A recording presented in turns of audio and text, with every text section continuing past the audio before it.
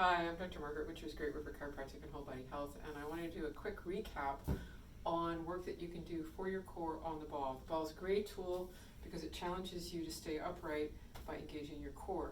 If you find that you're doing this on the ball, you need to really focus on your core. And the best way to do that is to have a mirror in front of you while you do the ball work initially. Once you get that sense of being upright from your core, you probably won't need it. So the first thing I like to do on the ball is just bounce. It gets your torso kind of oriented on top of your sit bones on top of the ball, and inherently engages your core. Plus it's fun, so it's a good way to start.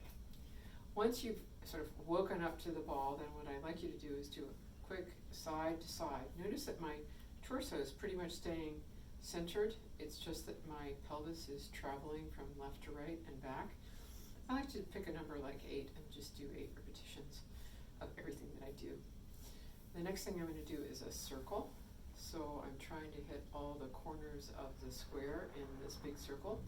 I'm keeping it slow because that will make sure that I'm not phoning it in. That's enough. I'm going to go to the other side. You may find one side feels different than the other. But again, I'm trying to keep nice and upright and engaged throughout my torso while my pelvis does most of the work. And then finally I'm going to do a pelvic tuck. Nice little exhale to tuck forward. Inhale to grow tall and flare backwards. So really this is more of a sacral move than anything else. Deep abdominal squeeze and then a relax on the inhale.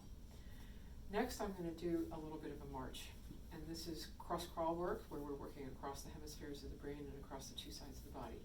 So we'll start by just lifting your heel just to get oriented to the side to side. And then you can start lifting your leg. If you need to hold on to the ball while you do this to stay stable, that's totally fine.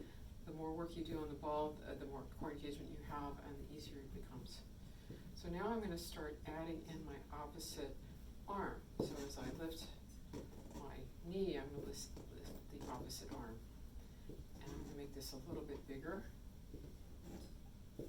And again, my object here is to stay pretty stable and engaged so that I'm not slopping in either direction. So the last thing I'm going to do after a little bit of ball bounce break is to do a little bit of light twisting. Because it's nice for the body to get this rotary motion. It's good for your ribs to be fluid and to move, and they tend to get stuck, especially if we're at a computer.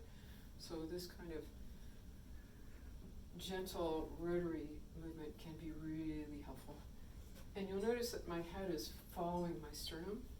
I'm not leading with my head, I'm leading with my torso and letting my head follow. So I'm starting to feel the twist all the way up into my neck. Super easy, super nice. And then I always end with a little bit of bouncing. So enjoy your time on the ball. I recommend you do something like this every day.